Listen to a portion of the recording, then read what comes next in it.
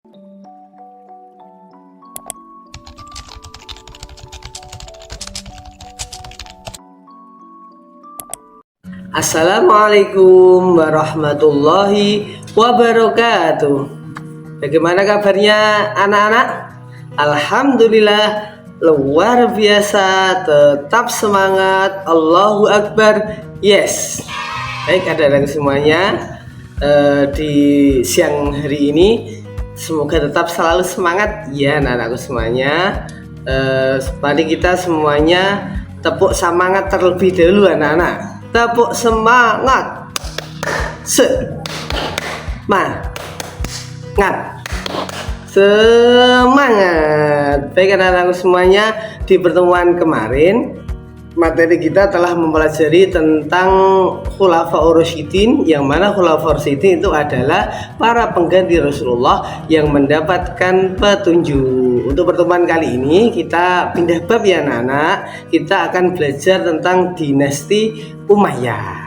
Dinasti Umayyah yang mana dalam subbabnya kita akan mempelajari tentang perkembangan pengetahuan dan ilmu pengetahuan pada masa Daulah Umayyah di Damaskus. Tapi sebelumnya Pak Guru ada tepuk SKI dulu, ada tepuk SKI sebagai semangat kita dalam mempelajari sejarah kebudayaan Islam.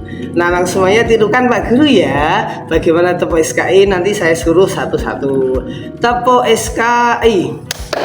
Sejarah kebudayaan Islam. Bisa anak-anak ya, nanti ditirukan. Para santri semuanya, para siswa, dalam pertemuan ini sesuai yang Pak Guru sampaikan bahwa kita akan mempelajari tentang perkembangan peradaban dan ilmu pengetahuan Daulah Umayyah di Damaskus, yaitu kita akan diajak memahami kemajuan budaya dan ilmu pengetahuan pada masa Daulah Umayyah di Damaskus. Nah, semuanya perlu diketahui bahwa kekhalifahan dinasti Umayyah itu merupakan keberlanjutan dari Khulafaur Rasyidin setelah pasca wafatnya khalifah yang keempat, yaitu Khalifah Ali. Sejarah singkat dari Daulah Umayyah itu pendirinya adalah Muawiyah bin Abi Sufyan. Periodenya yaitu pada tahun 661 Masehi sampai tahun 750 Masehi, tepatnya beribu kota di Damaskus. Wilayahnya mencakup apa saja anak-anak? Mencakup wilayah luas di Spanyol hingga India. Terus penguasanya siapa saja? Di antaranya adalah Abu Sufyan, Muawiyah, Al-Walid I. Perlu kita ketahui semuanya bahwa dalam kebudayaan Daulah Umayyah yaitu mempunyai kemajuan dalam bidang arsitektur. Arsitektur itu diantaranya apa saja? Satu, Masjid Umayyah merupakan simbol arsitektur Islam di Damaskus. Yang kedua adalah pembentukan kota. Pengembangan urban dengan infrastruktur canggih itu merupakan suatu simbol kejayaan pada masa Daulah Umayyah. Terus ada lagi yang berkembang dalam kebudayaan yaitu seni dan kaligrafi. Perpaduan seni visual dan tulisan Arab merupakan corak dari kemajuan pada masa Daulah Umayyah. Berkaitan tentang ilmu pengetahuan para anak-anak, yang perlu kita ketahui bersama bahwa dalam Daulah Umayyah memiliki kemajuan dalam ilmu pengetahuan. Yang pertama yaitu ilmu fikih. Ilmu fikih berkaitan tentang teori, kalau dalam bahasa Arabnya namanya usul fikih, dan hukum Islam berkembang pesat pada masa itu.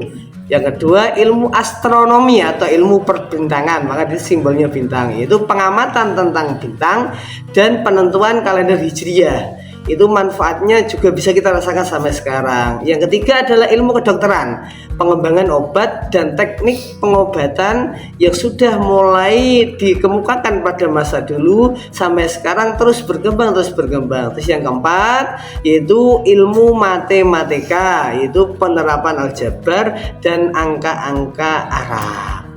Terus para siswa, yaitu kita harus mengetahui tentang peran pusat pendidikan dan perpustakaan. Kira-kira pendidikan dan perpustakaan pada masa Daulah Umayyah itu mempunyai peran apa? Yang pertama, satu, peran pusat ilmu pengetahuan, yang mana di Damaskus itu sebagai pusat belajar utama. Ada madrasah dan perusahaan besar, pengumpulan teks klasik dan terjemahan. Terus yang kedua, pengaruh jangka panjang yang mungkin sampai sekarang kita bisa merasakannya, yaitu mewariskan ilmu bagi peradaban muslim, mendorong kemajuan di masa Abbasiyah, kemudian menghubungkan budaya barat dan timur. Terus kontribusi ilmuwan terkenal Umayyah itu juga kita ketahui, minimal kita bisa menyebutkan 3 saja.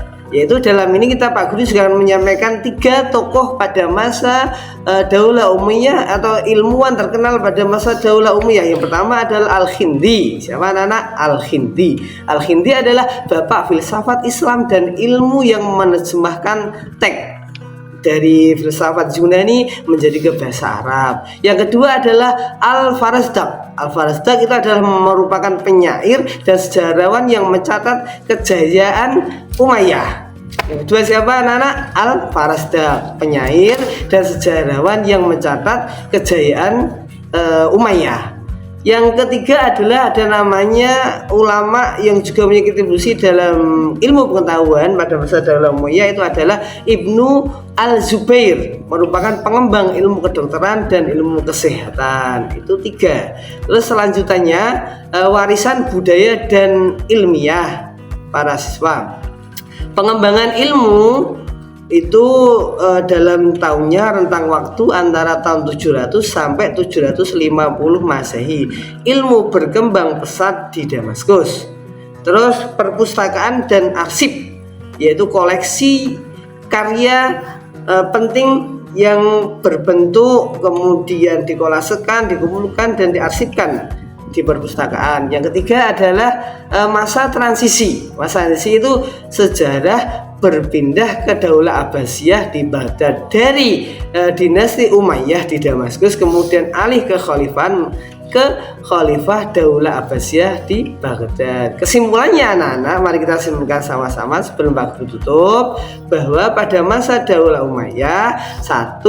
mempunyai peradaban yang unggul, yaitu memperkuat budaya dan ilmu pengetahuan Islam. Apa nomor 1? Peradaban yang unggul, yaitu memperkuat budaya dan ilmu pengetahuan Islam. Yang kedua adalah warisan ilmiah, yaitu fondasi pengembangan ilmu di dunia muslim. Yang ketiga yaitu merupakan pusat pembelajaran. Damaskus sebagai magnet kekayaan intelektual, yang mana sejarahnya kita kenang sampai sekarang. Yang ketiga adalah menjadi inspirasi global, pengaruh luas bagi peradaban dunia. Kesimpulannya anak-anak, bagaimana dalam kita menerapkan dalam kehidupan kita sehari-hari sebagai seorang penerus muslim, sebagai pembelajar sejati, kita harus terus berkembang untuk memperkembangkan ilmu pengetahuan sampai selama kita hidup dan kita terapkan dalam kehidupan sehari-hari. Demikian anak-anak semuanya. Bagaimana tadi tepuk SKI-nya sebagai penutup? Satu kali lagi, tepuk SKI.